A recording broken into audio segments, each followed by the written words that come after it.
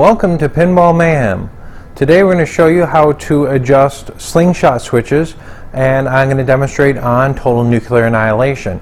It's a good sample to show you because it has 4 sets of slingshots.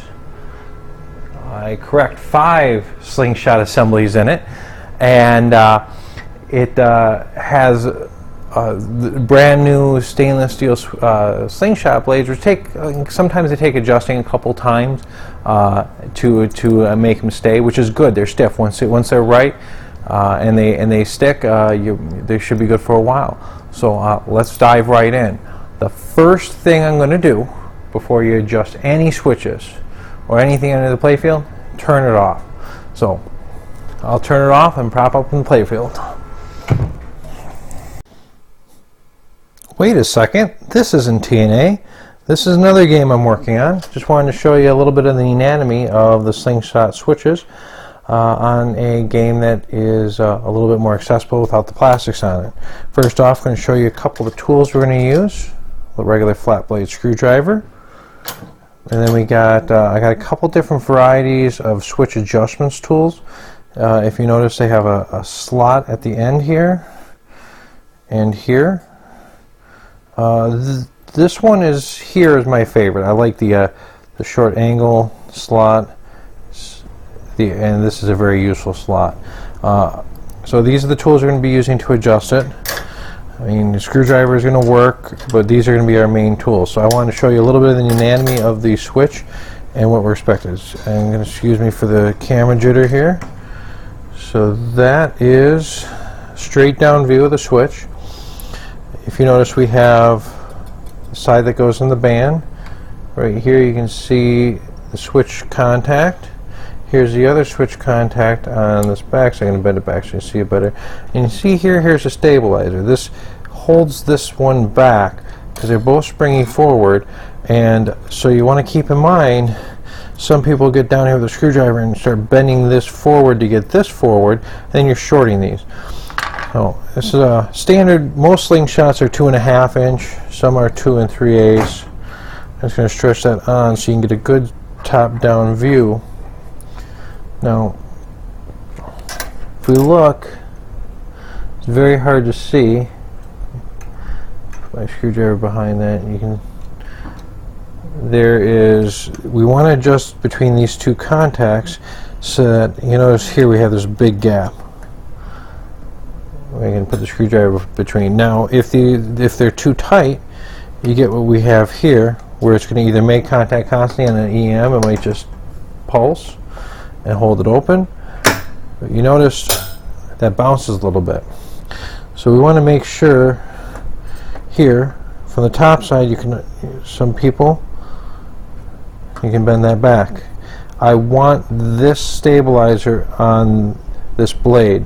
This blade needs to be bent forward. We're going to do that with the switch tools from the bottom side, and this blade want to be up, want it straight up against the band. Some people I've seen curve these, bend back and forth. It's nice to keep them straight.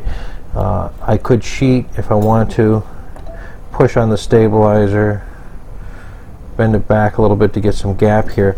Now what happens if these are too tight and it is open, and this shakes, you can get what's called machine gunning, where it goes constantly going back and forth, and that's just not good for the coil, the mechanism, or anything. Of course, it's very hard to play like that, and it's very annoying. So that's why having that stabilizer press against this back blade will help with the machine gunning. Of course, too big of a gap, and the ball has to hit the band pretty hard in order for that to activate. So I'm going to turn this, lift this playfield up and show you adjusting it. Now here's the bottom side of the mechanism. As we can see, here's the coil that pulls down that slingshot arm. Here's the stop. Sometimes this is a little different. We got the retainer that holds the coil in place. So to take this apart, you loosen these 2 bolts, pull the coil up and down. The sleeve is in there. Now if we look closely at the switch, you can see the 3 parts and how they come down. You can see that's the stabilizer, that's the blade, the back, and that's the front. The preferred method is to get your tool on the one you want to adjust. Trying to do this one-handed is kind of fun. And bend it at the bottom. Now these bottom ones, the stabilizer blades, can be a little bit troublesome. That's why sometimes I end up having to use a flat blade and force it, bend it if I need to. Of course, this one needs to open up. I'm gonna try to get my adjustment tool. That's why I like this tool. I can get in there. The other one I have a little bit thinner, so I can grab. That's why you always need more than one. You'll be able to get it right on that blade if you need to do adjusting, so you be able to adjust it there. Now one thing I'm looking on the top. I said I want to adjust it with the with this.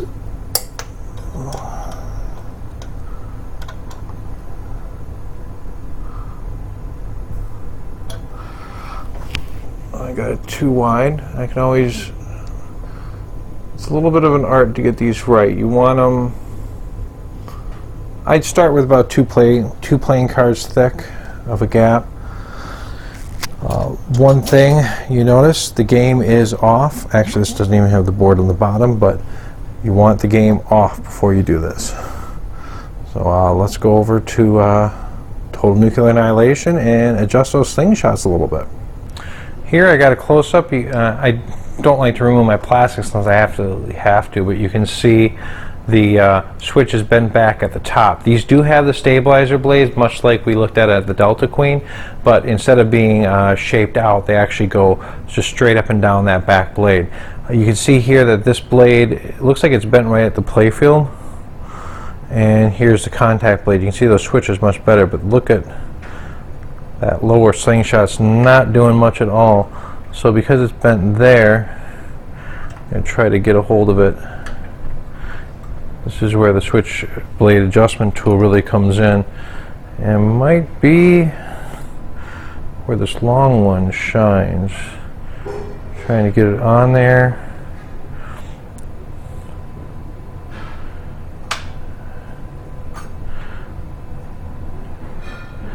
Try to straighten it out. Of course, he's taken a beating. A lot better, but I think it needs a little bit more.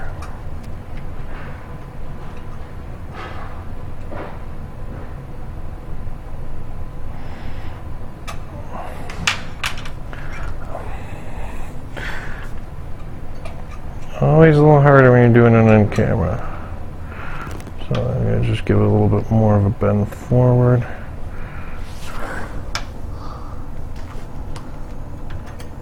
Let's see where we at now. Now you look, they're touching all the time. That's too far. And the reason I'm adjusting this on top is because this is where it was bent.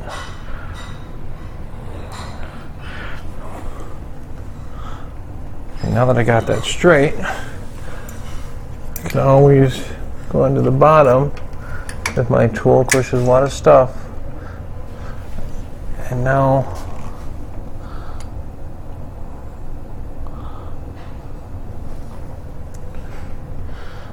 I'm going to go with that as a gap.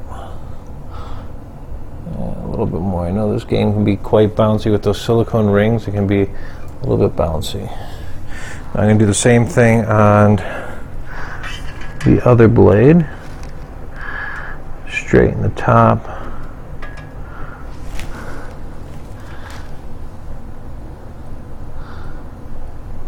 The ball is going to come in here. That's getting the front ones. That's where you want to. I was able to use this thinner tool, but with the 90-degree bend, I was able to use this to adjust the top. And here is the bigger tool, which has a little bit more of a gap on it, bridge both the stabilizer and the blade itself to adjust it. I'm just going to disconnect the camera and apologize for the jitter in this. And I'm going to show you the bottom side. you'll be able to see.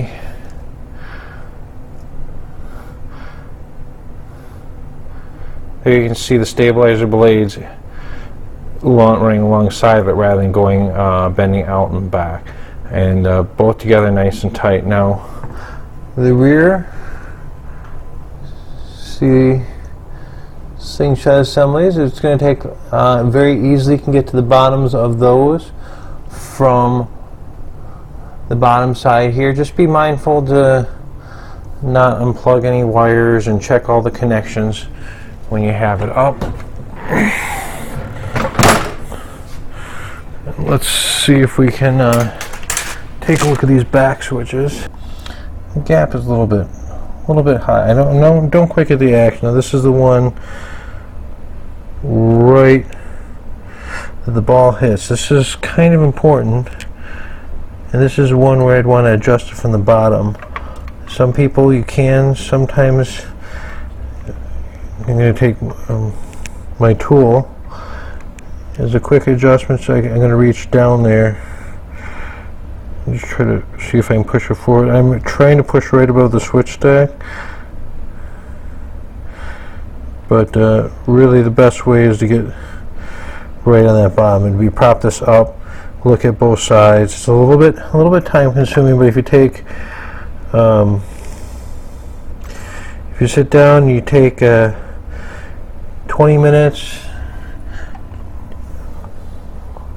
pop up in your play field, take a look, adjust your slingshots. You're going to be real happy with a nice snappy slingshot, especially in TNA in this top area where a lot of action always makes it, a couple more switch hits is all you need to get another reactor. Thank you for watching. If you like this video, make sure you subscribe.